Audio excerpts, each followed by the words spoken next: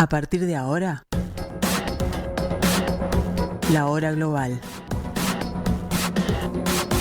Desde el paralelo 35, en Montevideo, la realidad internacional por detrás de los titulares. Conducción de Gustavo Calvo. Participan Leo Harari y Susana Mangana. La hora global. Una mirada al nuevo desorden mundial.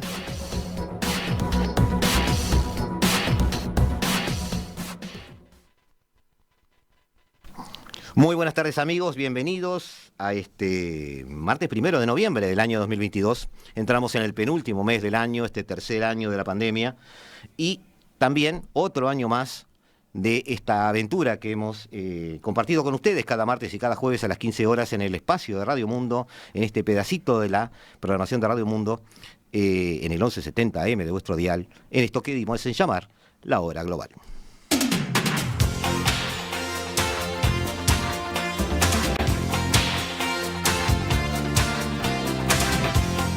Y estamos nuevamente en estudios con una invitada de lujo, una invitada que nos ha permitido conocer algunos aspectos de la política brasileña.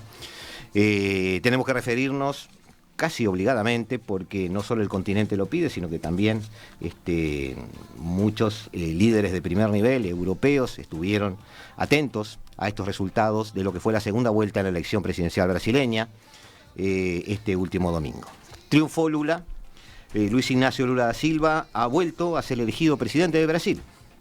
Luego de una vida política llena de altibajos, un líder popular, una gestión histórica en su lucha contra la pobreza, pero también una gestión histórica en la consecución de algunos brotes de corrupción en su gobierno. Pasó por la cárcel, pasó por la liberación, pasó por su renacimiento político. Para muchos, un líder histórico, como dije, y casi un héroe popular. Para otros, un encantador de serpientes. Analizaremos el momento de Brasil con Aline dos Santos, a quien damos la bienvenida. Aline, otra vez, muchas gracias por estar con nosotros. Gracias por la invitación. En tu caso, tuvimos una charla previa a la primera vuelta, y luego tuvimos un obligado contacto luego de la primera vuelta, porque algo que tú dijiste que iba a suceder, sucedió. Es decir, había un sesgo en las encuestas, había un voto, podríamos llamar escondido, dentro del bolsonarismo, y que en su momento se mostró. Algo similar puede haber pasado aquí, porque también en este caso la distancia, digamos, adelantada por las encuestas era otra.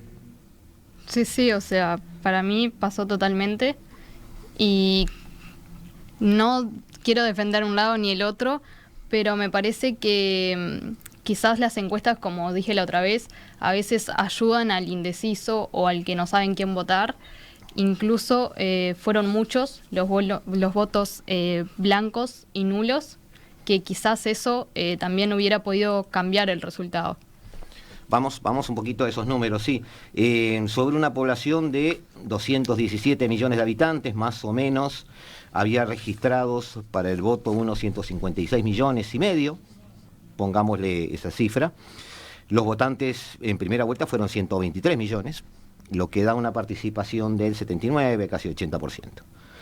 De esos 123 son 118 votos válidos, y como tú dices, 1.900.000, casi 2 millones en la primera vuelta de votos en blanco, y 3,5 millones de votos nulos. Parecen muchos, lo que pasa es que en el universo de la población brasileña no es tanto, porque en definitiva una votación de un 80% es un rango amplio de votación, teniendo en cuenta los antecedentes en Latinoamérica. En Brasil se ve como que la participación es alta, ¿no? Sí. ¿Sí? En la segunda vuelta, algo similar, también un 79,4%. De esos votos válidos, los votos válidos fueron 300.000 más, en vez de 118.200.000, 128.500.000. Algo que, perdón que te corte, pero decime. Hablando de los votos, algo que pasó acá en Uruguay, por ejemplo, porque yo voto acá por el tema de que hice el traslado, es que muchas personas no llegaron a tiempo para hacer el traslado y no pudieron votar. Ajá. Entonces también por eso está la población que no votó, que también, o sea, todo incide y podría llegar a haber un resultado diferente, pero hablo de que sí podría haber un resultado diferente, más que nada por la mínima diferencia de votos entre uno y otro. Ahí está. Entre ellos, en realidad, no llegó al 2% la diferencia. Claro, son 2 millones de votos, ¿no? Pero es un porcentaje muy menor. Estamos hablando de lo tengo para acá, 50,90 fue el final de lo de Lula, y un 49,10 creo, sí. 49,10 lo de Bolsonaro. También hubo votos no dichos a las encuestas en este segundo tiempo, digamos, en este balotaje, ¿no? ¿Estás de acuerdo con eso? Sí, exacto. De todas formas, Lula se impuso. Y luego viene Simón Tebet del MDB, con casi 5 millones de votos. Es un 4%, es poco, pero es la tercera. Y Ciro Gómez de PDT con alrededor de 3.600.000 en la primera vuelta. En realidad ellos jugaron su papel, ¿no? Exacto, aparte ellos jugaron su papel, pero algo habíamos mencionado la otra vez, que está en la población seguirlo o no, porque ellos apoyaron a Lula, pero yo creo que sus votantes no, porque si no hubiera sido más diferencia todavía. Claro, no hay, en este caso está bien, el razonamiento será ese, pero tradicionalmente no hay un seguimiento así del líder en esas tomas de posiciones. ¿El brasileño mantiene una cierta independencia? No digo que mantenga una cierta independencia, pero creo que esta elección fue una elección, digamos, bastante peculiar y donde la disputa fue muy, o sea, sí, muy acerrada, digamos, y los votantes, o sea, no estaban tan direccionados por partido. Ajá. Y sí por Lula o Bolsonaro, o sea, como dijimos la otra vez, es uno u otro. Después vamos a ver un poco en detalle la distribución geográfica, pero le voy a pedir a Felipe la primera imagen. Básicamente la distribución de voto se manejó de esta manera, ¿tá? En una charla entre nosotros, Aline, tú me decías, porque yo estaba muy, digamos, concentrado en armar una especie de Excel, viste, con votos por estado y a ver hacia dónde se volcaban los estados. Y tú me decías, Gustavo, no lo veas así, tenés que verlo por regiones. Exacto. Y es lo que quiero que me hagas interpretar allí. Eso es, digamos, lo que sería el nordeste, lo vemos rojo. ¿Está bien? O sea, ahí tenemos una votación fuerte de Lula. Exacto. O sea, en el nordeste fue como la única región donde Lula ganó 100%, porque después en el sur y en el centro-oeste, por ejemplo, gana 100% Bolsonaro. Uh-huh. Después, de los 4 estados del sudeste, Bolsonaro gana en 3 y no gana... ¿Esos 4 estados son, o los tenemos por ahí? Sí, lo tengo. Me dijiste gana en 3, sí. Gana en 3, que son Espíritu Santo, Minas Gerais, Río de Janeiro y San Paulo, claro, que creo que esto lo vamos a hablar ahora más adelante también. Sí. Y en el estado del sudeste, o sea, que no gana, la diferencia es de un 0,8%. O sea, es muy baja el porcentaje de que no ganó totalmente en el sudeste, por ejemplo. Claro. De todas formas, viendo todo el mapa, sin hablar de regiones, así a primera vista, hay una distribución geográfica bastante más extendida de Bolsonaro, ¿no? Está como concentrado Lula, ¿puede ser? Sí. O sea, Bolsonaro está como más disperso en el mapa. Ajá. Y gana en diferentes regiones y se maneja por diferentes regiones, menos en el nordeste. Pero además gana San Pablo y gana Río. Entonces, si Bolsonaro está más disperso y está ganando ciudades importantes, ¿por qué gana Lula? O sea, ¿realmente gana por mucho margen en ese lugar que gana?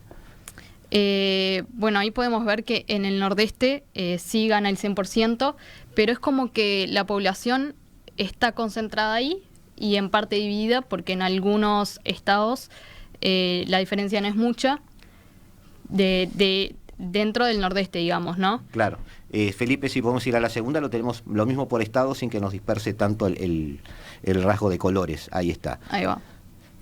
Y Bolsonaro es como que abarca, bueno, Bolsonaro gana en 14 estados. Ajá. Y Lula gana en 13, pero las diferencias son mayores con Bolsonaro, o sea, gana más Bolsonaro por porcentaje en los estados, pero al centrarse Lula en el nordeste, digamos que llega a más votos por la población, digamos. Esos estados son estados pobres, ¿no?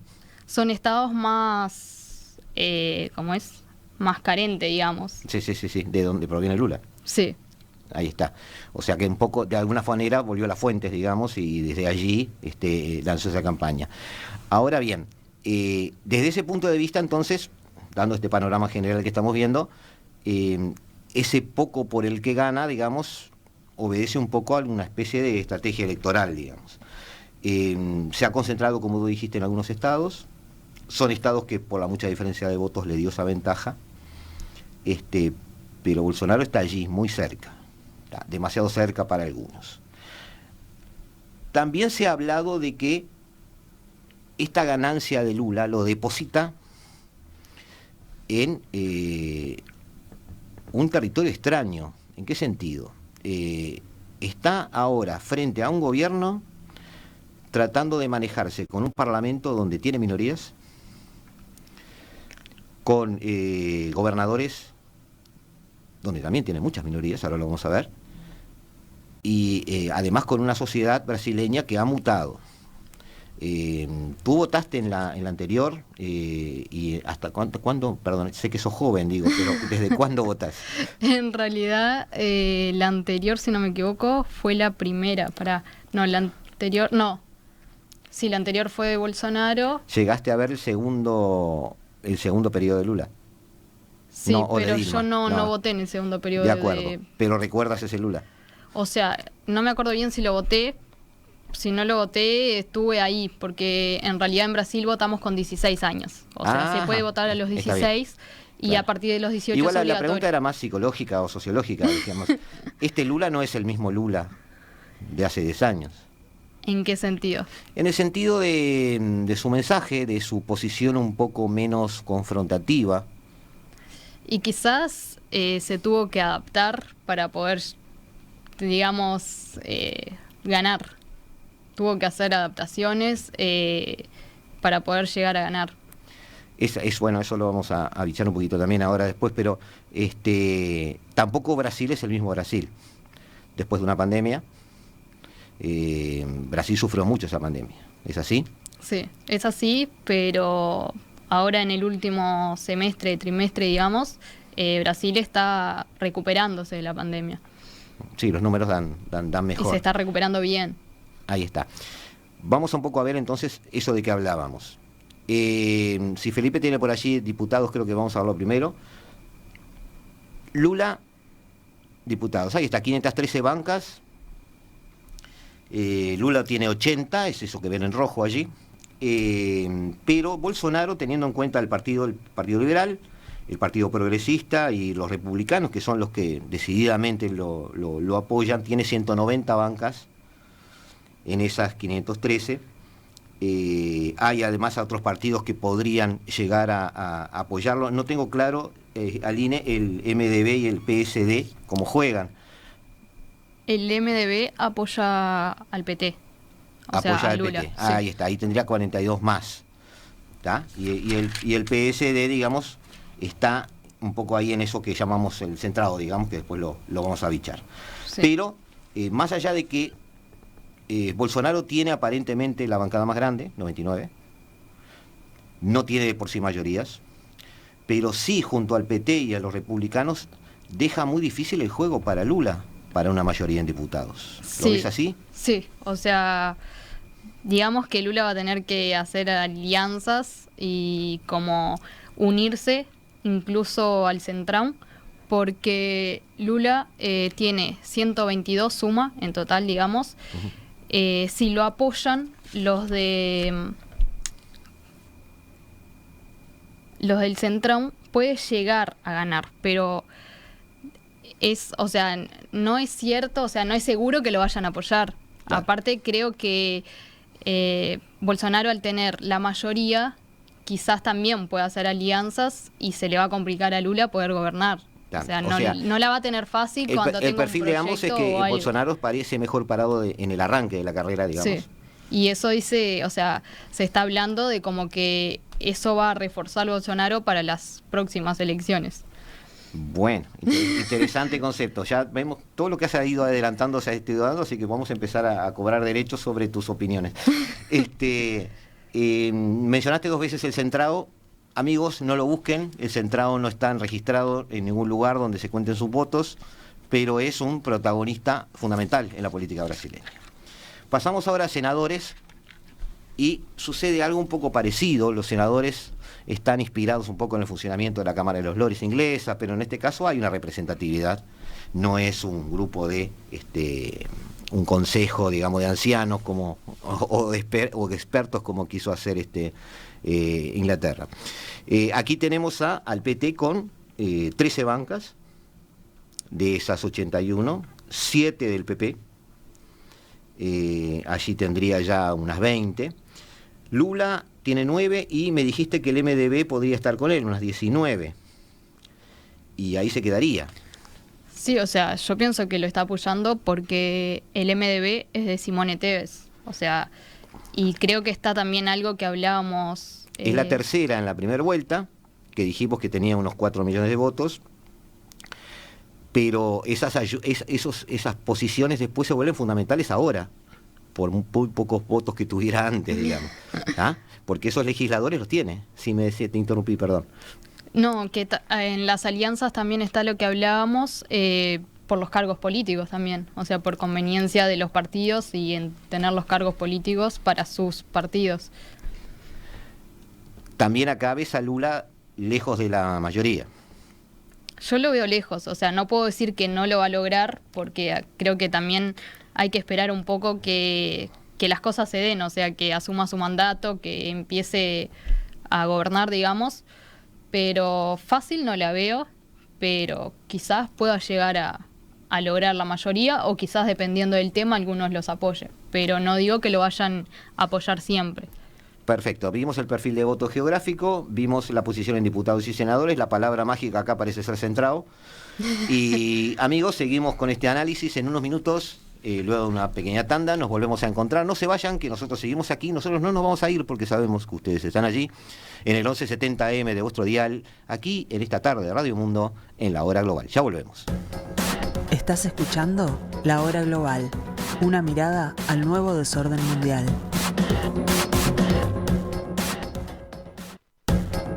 Estás escuchando La Hora Global, una mirada al nuevo desorden mundial.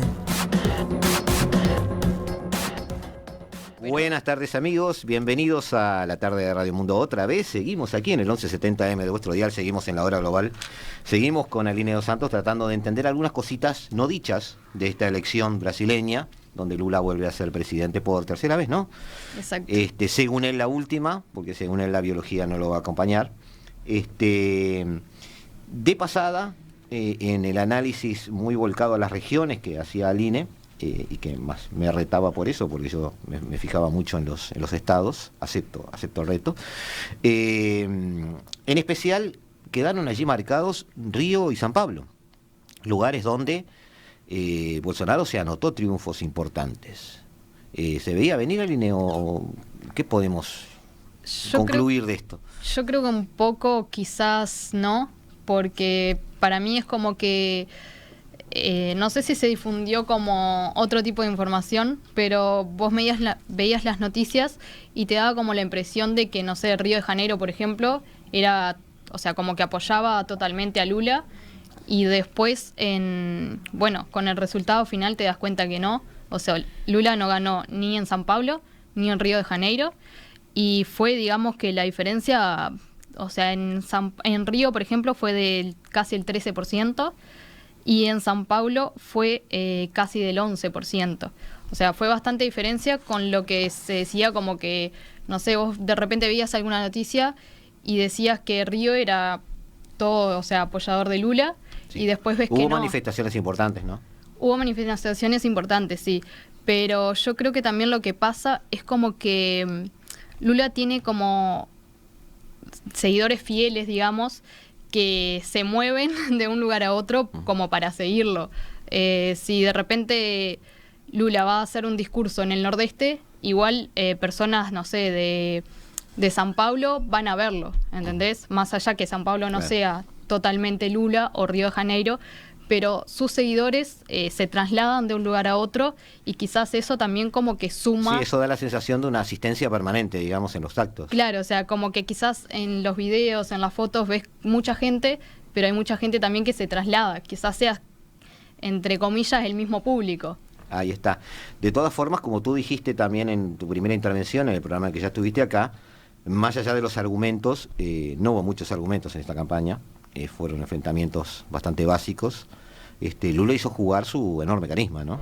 Tú hacías hincapié en eso, en que el carisma de él es un capital político muy importante. Sí, o sea, los seguidores fieles que tiene son, o sea, por su carisma y todo, pero yo creo que esta vez quizás su carisma dejó algo que desear si miramos el resultado. No fue como en otras elecciones. No, estoy notando que no es una victoria que deje demasiado contentos a los analistas, no vamos a llamarle pro Lula, vamos a llamarle a los analistas más volcados al área ideológica de Lula. Ven esta victoria como una serie de desafíos importantes. Es un poco lo que tú estás diciendo, es decir, hubo lugares donde debió haber ganado y no ganó, hubo lugares donde debió haber sido mayor la diferencia, esa especie de empate social, digamos, que está viviendo Brasil. ¿A qué se debe? Porque Bolsonaro, visto desde afuera, es muy atacado por su especie de negación sobre la pandemia. Sí, o sea... Pero ¿qué empareja eso o complementa? O sea, hay virtudes de Bolsonaro que el pueblo brasileño puede haber visto. Esto fuera de contexto, ¿no? Te lo pregunto más como brasileña, digamos, porque desde aquí se nos dificulta ese tipo de análisis. Creo que a veces se hace énfasis en algo y como que la población se queda con eso. O sea, cuando empezó la pandemia, que es como que Bolsonaro no decretaba la pandemia, pero después... o sea, compró las vacunas y todo. O sea, es como que quizás por conveniencia a veces uno se queda con cierto dicho y queda como haciendo énfasis en eso y no sale de eso. O sea, no cambia la cabeza. Otro capítulo que nos quedaba, ya vimos la distribución territorial, vimos un poquito por encima, porque digamos un programa de estas características no... Esto da para muchas horas de análisis, no era la intención, y Aline ya incluso le dedicó mucho tiempo a la preparación de esto y nos quedaron 1000 cosas afuera. Ese tema de los gobernadores, hay 27 circunscripciones, contando Distrito Federal, ¿no? 26 más Distrito 26. Federal, que en realidad no pertenece a ningún estado. De esos gobernadores hay, creo que 3... se me fue el número, te pido disculpas, Aline. De Bolsonaro son 14. No, que se elegían en esta segunda vuelta, creo que fueron 13, porque 14 fueron elegidos en la primera. Ese es el numerito que me estaba faltando, que lo tenía claro, pero ahora con esta catarata de números se nos está yendo un poco, pero supongamos que es así. Terminaron teniendo un perfil como apoyo a Lula, y ahí le pido a Felipe la imagen que hace referencia a los gobernadores. Terminaron, digamos, y como tú decís, ¿no? El nordeste, allá arriba algo, pero después los gobernadores prácticamente 17 de 27 apoyan a Bolsonaro. ¿Juegan los gobernadores en la política brasileña? Juegan y bueno, después en el Senado es lo que vamos a ver lo que va a pasar Claro. ¿Y qué va a ofrecer Lula, como decías hoy hace un rato, para a ver si va a tener apoyo o no? Esos poderes ejecutivos regionales, digamos, tienen un poder real. En Brasil el gobernador tiene peso, ejerce su poder el Estado, ¿o no? Sí. Y como dijimos, 17, 18 son pro Bolsonaro. O sea, más campo minado para Lula. Sí, yo creo que a Lula le va, o sea, en un comienzo va a tener que hacer alianzas y, digamos, ofrecer, no sé si cargos o qué va a ofrecer, cómo va a negociar con los demás, pero va a tener que primero centrarse en eso para, digamos, después empezar a gobernar, porque si no, no va a tener apoyo y no va a poder, digamos, gobernar. Bueno, es un poco lo que parece haber hecho un poco en esta campaña, ¿no? O sea, Lula... cambió el eje de la discusión. Recién Diego Larramendi, que no está en cámara pero que está acá con nosotros, hacía referencia a la conversación de Lula hoy con Macron, y la primera frase de Lula es ganó la democracia, es decir, Lula no habla de izquierdas o derechas, Lula se maneja con un concepto de democracia o autoritarismo, y es parte del relato, obviamente, como todo político. Pero hay algo muy sintomático en eso, que es su vicepresidente. ¿No lo ves así? O sea, su vicepresidente es Gerardo Alwin, ¿no? Sí.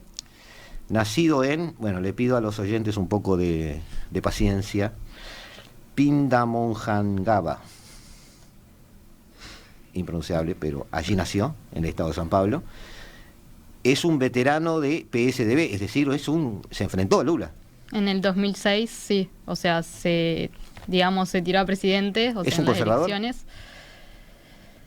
Es, digamos, de partido contrario a Lula, pero yo qué sé, en Brasil pasa, la otra vez habíamos comentado mucho, de que al tener muchos partidos, las alianzas varían mucho y a veces no tienen nada que ver, o sea, sus ideologías, pero... Lo ideológico se diluye. Claro, o sea, ponele, no es igual, pero algo similar quizás pueda pasar con el Centrão, que son de derecha y centro derecha, pero no se ven como por su ideología, y sí porque apoyan indistintamente de la ideología. Uh-huh. Apoyaron a Lula en su momento. Sí. Y bueno, ahora está, mientras esté Bolsonaro, Claro, apoyan lo a que Bolsonaro. vamos a ver qué pueda pasar ahora. Pero Alvin, seguimos con Alvin, él apoyó el impeachment a Dilma. Sí. O sea, es un ex enemigo. Hay que decir, y lo he escuchado de algún analista, quiero confirmarlo contigo, que cuando le fueron a golpear la puerta, en realidad la propuesta de derecha era el momento de Bolsonaro. Este señor Almin en la primera vuelta anterior sacó menos del 5%. Su partido, el PSDB, digamos, no es relevante, hoy por lo menos, y se lo mencionaba un poco casi como un cadáver político en su momento. Quizás esa fue la razón por la cual le dijo que sí a Lula. Digamos, ¿tú lo ves un poco así, como una especie de oportunismo de Almin? Y quizás volvemos a eso de que las alianzas hay veces que no tienen nada que ver, pero sirven. Y capaz a él, como entre comillas, le sirvió como para volver fuerte a la política. Y justamente lo que hablamos la otra vez de como una parte de la población que estaba como en sacar a Bolsonaro, entonces, voto a Lula. Y hablando de eso también, quería hablar de que el voto castigo no pasó al final, porque si uno se pone a analizar, Brasil está dividido, Sí. porque creo que es la realidad, o sea, la diferencia es muy poca, los votos blancos y nulos son muchos, que podría haber llegado a cambiar el resultado. Sí, Bolsonaro no aparece como o sea, obviamente fue derrotado, incluso tema de conversaciones, si lo reconoce o no, pero no aparece como alguien que fuera vencido de forma humillante o algo así, ¿no? Los votos son muy, muy parejos. Y por lo que vimos en diputados y senadores y por lo que vimos en cuanto a los gobernadores, tiene un capital político importante. Y lo que no mencioné al INE es que cuando vimos la bancada de senadores y diputados del PL, de este partido de Bolsonaro, es una bancada propia. Sí, sí. Porque Bolsonaro vino pidiendo votos prestados a la política. Y esos ahora son votos de un partido de él. ¿Tú lo ves así? ¿Ves que se ha fortalecido en eso? Se ha fortalecido y bueno, o sea, de hecho está que ahora va a tener la bancada más grande. Ahora, yendo a esto de que decías de sacar a Bolsonaro, sigo asombrado con Gerardo Almin. Vemos todo el perfil de él, es cercano al Opus Dei. El ala izquierda de Lula lo tiene que haber aceptado como una especie de, viene con el combo para tratar de sacar a Bolsonaro. ¿Lo ves así también? Porque también uno se pregunta por qué fue el sí del ala izquierda de Lula, de aceptar como nada más ni nada menos que candidato a vicepresidente a alguien con ese perfil, con quien se habían liado fuerte la vez anterior. Yo pienso que por conveniencia. Sí. Y nada, o sea, como que tuvieron que aceptarlo, o sea, quizás no es que se tuvo que llegar a una discusión, sino al raciocinio lógico de que necesitaban aliados. me asombra la cantidad de veces que hace referencia a que se necesitan acuerdos, que son los aliados, que la ideología no juega. El político brasileño es un no, voy a ser respetuoso. Veo tu cara. ¿Es un profesional de la política en el sentido de que todo es negociable? No digo que todo es negociable ni que la ideología no importa, pero quizás justamente como hablábamos, que Lula no hacía referencia a izquierda-derecha, hacía referencia a la democracia. Bueno, en las redes, por ejemplo, se veía mucho justamente esa palabra, o sea, de vuelta a la democracia, como si ahora no estuviéramos en democracia. O sea que todo se explica por los acuerdos que sean convenientes. O casi no todo. Totalmente, pero creo que ahí está claro que Lula necesitó aliados y quizás la ideología no importó para ellos. O sea, quizás, ellos son de izquierda, pero no vieron tanto por la ideología y sí por lo que les convenía. Igual ese comportamiento en alguien de izquierda es atípico, ¿no? En general el político de izquierda se mantiene muy, digamos, encerrado en su ideología, en su perfil ideológico. ¿No lo ves así? Lo veo así. Normalmente, no estoy hablando de ese caso. Sí, lo veo así, pero creo que en estos 4 años Lula perdió bastantes seguidores. ¿Sí? Sí. O sea, se ven los resultados, ¿no? Uh-huh. Perdió seguidores de izquierda. Seguidores de izquierda, sí. Y ganó en el centro. Y puede ser que sí. Sí, bueno, pues con algo ganó. O sea, sí. de haber ganado en el centro, está bien. Pero tú ves que ha perdido seguidores de izquierda, pudiese diluirse un poco el tema ideológico.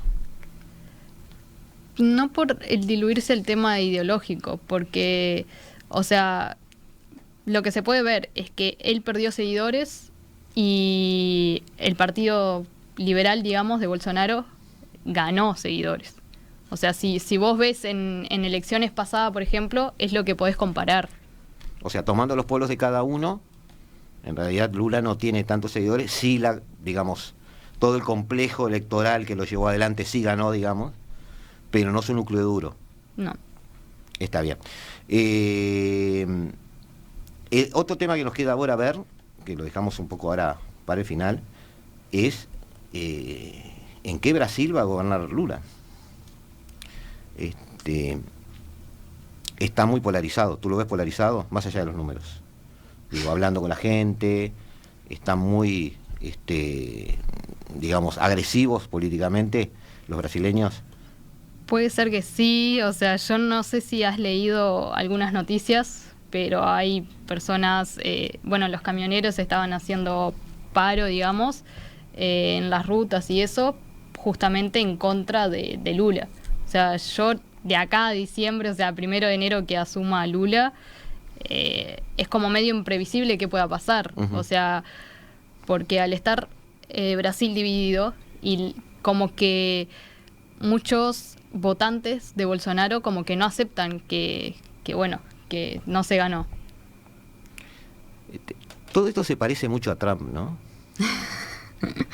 ¿Por qué te reís? ¿No lo ves parecido? ¿De que Trump vuelve? No, el hecho de no aceptar la derrota, el hecho de decir, bueno, no reconozco que gané, que perdí. A la vez, como tú decís, posibilidad de vuelta. A la vez, una sociedad más dividida. ¿No ves un paralelismo un poco con lo que sucede más en el norte? Sí. ¿Sí? Y para mí, como te decía hoy, en 4 años para mí vuelve Bolsonaro y bueno, ahora en Estados Unidos para mí va a volver Trump. Estás adelantando muchas cosas. ¿Cómo? Bueno, anotá, Diego, ya tenemos un programa para dentro de 4 años, tenemos programas con Aline. Vamos a hablar de Brasil y ver qué Brasil nos queda descubrir ahora, cómo está, hacia dónde iría y explicar qué es el centrado, ya que lo hemos mencionado bastante. Y para eso nos descansamos un momentito, tomamos un poquito de agua y a nuestros amigos les decimos que sigan allí, en la sintonía de 1170 AM, en este pedacito de la programación de Radio Mundo. Nos encontramos en unos instantes en esto que hemos dado a llamar La Hora Global. Estás escuchando La Hora Global, una mirada al nuevo desorden mundial.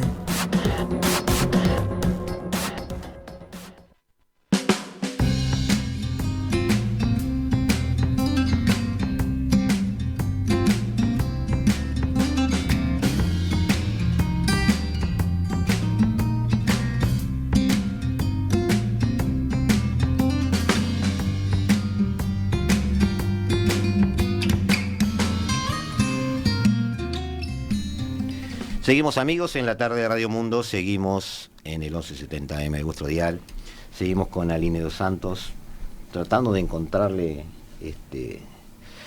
el pelo al huevo en esta elección brasileña, tratando de ver un poquito qué ha pasado y qué puede pasar.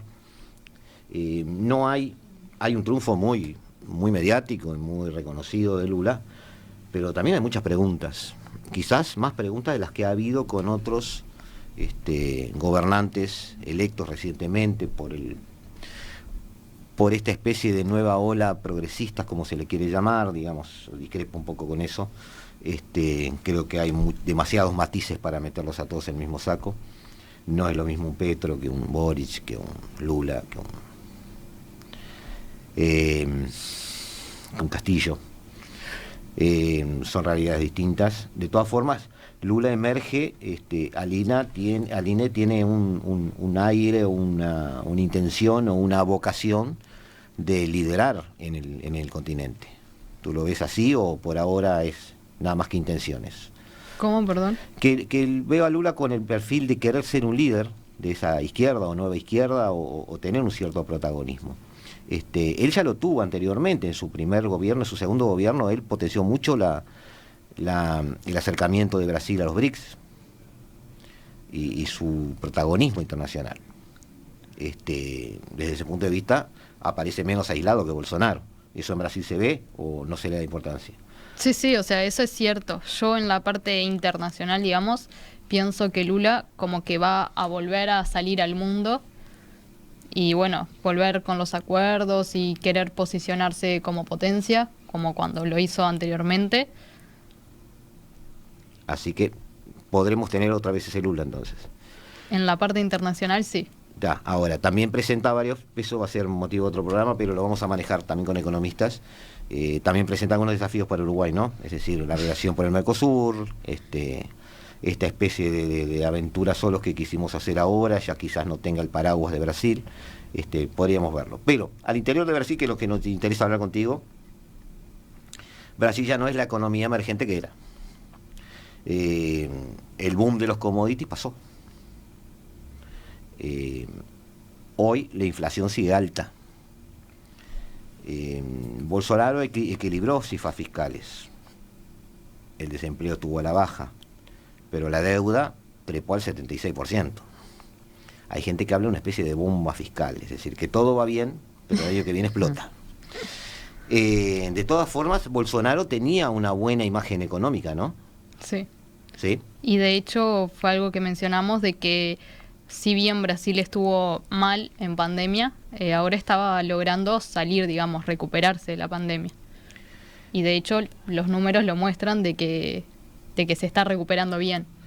Ahora, Lula quizás por eso no argumentó mucho en la campaña desde el punto de vista de una planificación económica o alguna especie de propuesta. No quiso presentar propuestas. ¿Tú decís que no? Está bien.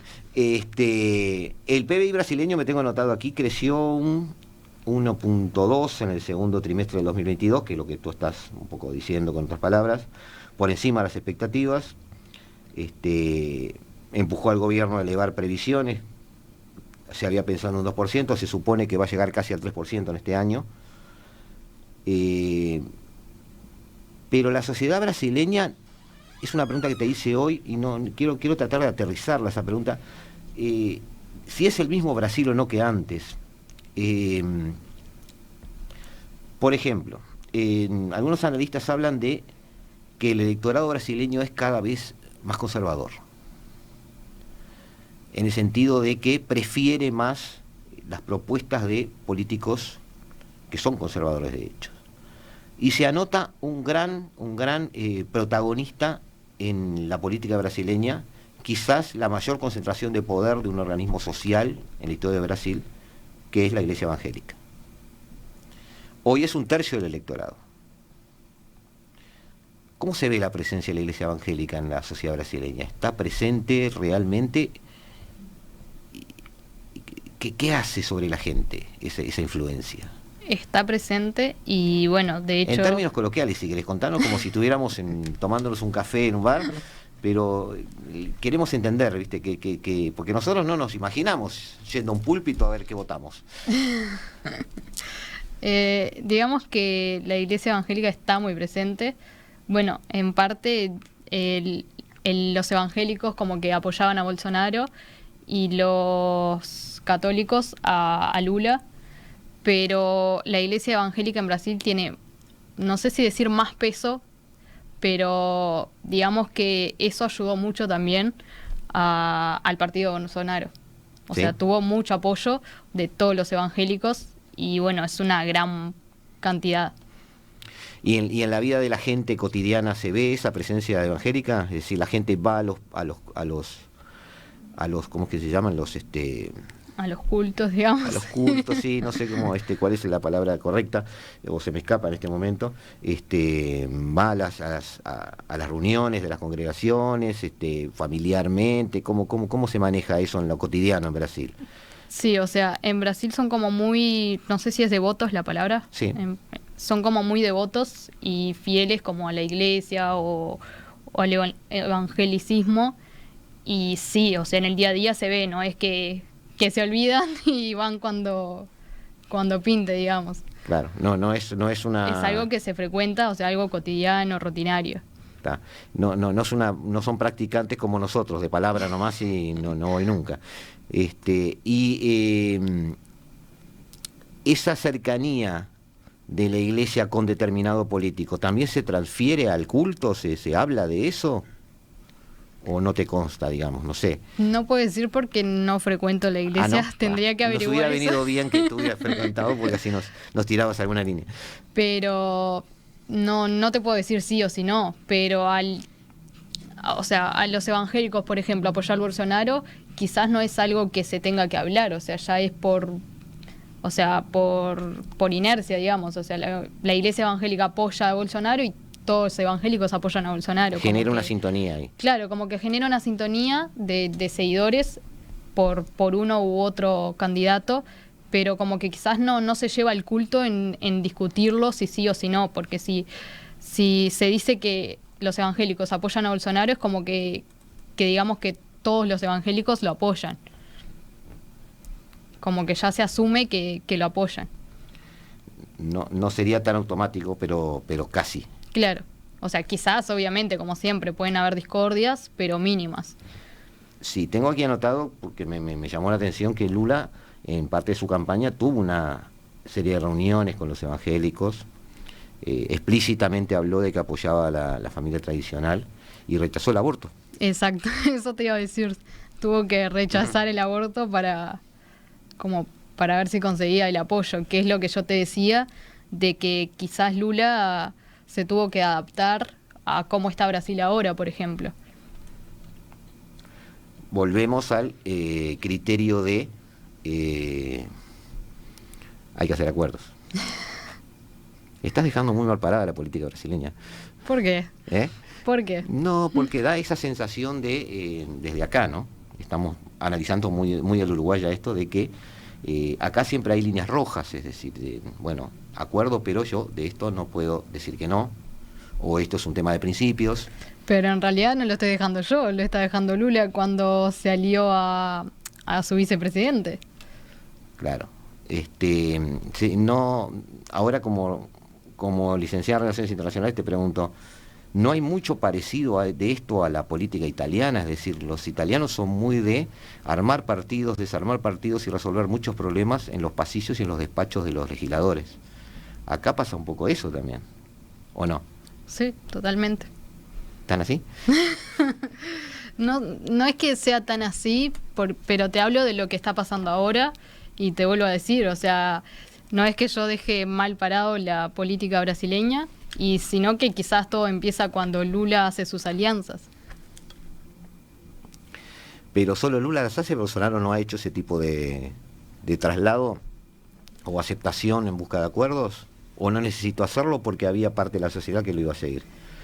Y quizás no necesitó hacerlo quizás tan visiblemente. Ajá. Porque creo que lo de vicepresidente Lula fue como lo más visible. Está bien. Voy a leer ahora, te pido paciencia, un trabajo de un cientista político brasileño que se llama Humberto Dantas, que dice lo siguiente. Hay una máxima que dice: en política no hay espacios vacíos. De ahí surgen hechos de distinta índole, en torno al poder. En Brasil, en el régimen militar, el proceso de redemocratización, el gobierno civil y el proceso constituyente trajeron momentos de presión antes de la década del 80. Electo presidente indirectamente por el colegio electoral, el opositor al régimen militar, Tancredo Neves, murió antes de asumir su cargo. Su vice, José Sarney, de quien yo sí tengo referencia, electo estratégicamente por el PMDB en ese momento para debilitar el statu quo, se hizo cargo de Brasil. El desafío era entender hasta qué punto tenía legitimidad ante la ciudadanía y los sectores políticos, alguien que había acordado su puesto con los militares que estaban saliendo del poder. Sarney asumió en el 85 y en el 86 el PMDB ganó 22 de los 23 gobiernos estaduales en ese momento, eran 23. Y logró la mayoría en el Congreso Nacional, que simultáneamente redactaría la nueva Constitución. El presidente necesitaba gobernar. Tenía, este cuentito viene a cuenta de esto, tenía el poder del Ejecutivo, pero encontró resistencia incluso en su partido. La más emblemática fue la del diputado Ulises Guimarães, que fue ampliamente opositor a ese gobierno. ¿Cómo podría trabajar? El presidente procedía del grupo que había gobernado el país bajo el autoritarismo, en las sombras, apoyando a ese régimen militar. Contribuyó a la construcción de lo que sería el PMDB en su momento, para cumplir con la legislación que prohibía las coaliciones de elecciones indirectas. Esto no importa. Para eso, para que los intérpretes de esa época, su gobierno se parecía mucho a algunos europeos, y el ambiente de las coaliciones parlamentarias empezó a gobernar en la mente de los gobernantes del momento. Con una agenda conservadora y nacionalista en lo económico, en ese ambiente nació lo que después se llamó el Centravo. Es decir, una serie de partidos que no son ni estrictamente de izquierda ni estrictamente de derecha, pero que tienen peso en los votos regionales que después trasladan al Congreso, y son los que, mediante una serie de acuerdos que tienen que ver con los cargos muchas veces, son los que terminan haciendo gobernabilidad hacia un lado o hacia otro. ¿Describí bien la situación? Sí. ¿Es así? Sí. Eso es el Centrado. El Centrado... Si yo te pregunto, ¿cuáles partidos son el Centrado? Son un montón. Muchos brasileños ni los conocen. Sí, aparte no se los conoce por su bandera, digamos, y sí por aliarse a gobiernos independientemente de su ideología. Y ahora el Centrado, digamos, que puede llegar a tener la mitad en el Senado. Centrado puede llegar a tener la mitad en el Senado. O sea, en el Parlamento. Y sí. hoy de mañana leí un cálculo, que no te lo traje porque no entendí alguno de los partidos a que se refería. Tú sabes, pues estamos en contacto desde ayer y eso, que estoy un poco obsesionado con esas matemáticas legislativas, según el cual el Centrado hoy estaría manejando 270 cargos en diputados. O sea, funcionan más como bloques entre sí con cierta empatía política entre ellos, y facilitarían acuerdos o no. Ahora, tú que sos brasileña, sabiendo que, según tu propia definición, la política brasileña ya no es de izquierda o derecha, es acuerdos y es una especie de toma y daca. ¿Tá? No me gusta, pero bueno, aparentemente es así. Sí, tú o lo sea, no decís, es que sea la literalmente realidad así. te está apoyando, porque es lo que está sucediendo en la realidad brasileña política en este momento. Sabiendo eso, tú naturalmente también como brasileñas ves el Centrado como una especie de poder en las sombras. Sí, o sea, tiene mucho poder Centrado. Y eso creo que es lo que va a definir si Lula podrá llegar a tener mayoría o no. Aunque está en las sombras y no se sabe quiénes son, no quiero ser misterioso, digo, se sabe quiénes son, digo, pero en definitiva está en las sombras porque no ostentan cargos relevantes o mediáticos, pero tú sin embargo me habías dicho 2 o 3 veces en tus intervenciones que sí le ves un perfil al Centrado actual, no es estrictamente de izquierda. No, o sea, el Centrado actual ahora, digamos que está apoyando a Bolsonaro. Hay que ver, como decíamos, qué le va a ofrecer Lula, si ellos lo van a apoyar o no. Y hay que ver si lo apoya todo el Centrado o no. O depende de qué propone, en algunas cosas quizás lo apoyen, en otras quizás no. Bueno, no sabemos lo que va a pasar entonces. Yo creo que hay que esperar que pasen estos meses, Ahí está. asuma Lula y bueno, ahí ver más o menos cómo se va a ir manejando, digamos, en la política.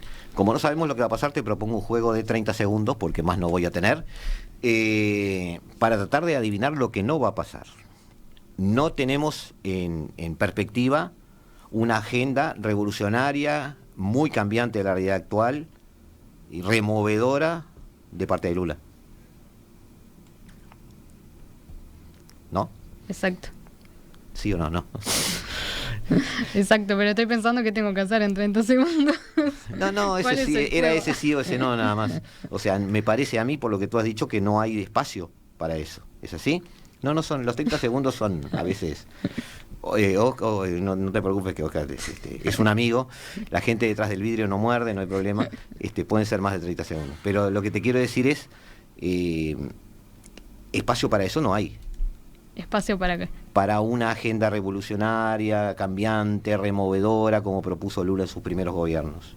No, o sea, yo creo que él va a tener como, no digo empezar de cero, pero va a tener que empezar primero por conseguir aliados y luego gobernar y, digamos, tener su agenda, hacer su agenda. Y ese hacer su agenda va a pasar ¿por qué? Por una recuperación económica.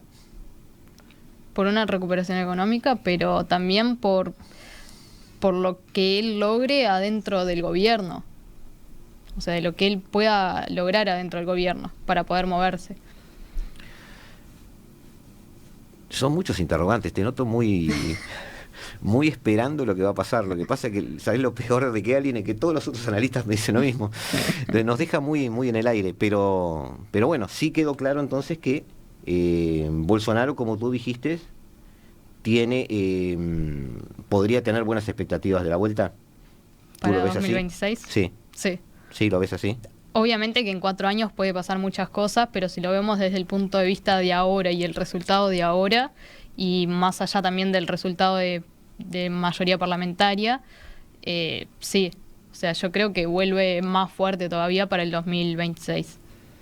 Bueno, te jugaste, sí. Aline dos Santos, muchísimas gracias por estar. Gracias por venir. la invitación. Obviamente, según lo que esté pasando o no pasando en Brasil, según lo que se esté negociando o no negociando en Brasil, te vamos a convocar otra vez para charlar tranquilos. Radio Mundo 1170 AM. ¡Viva la radio!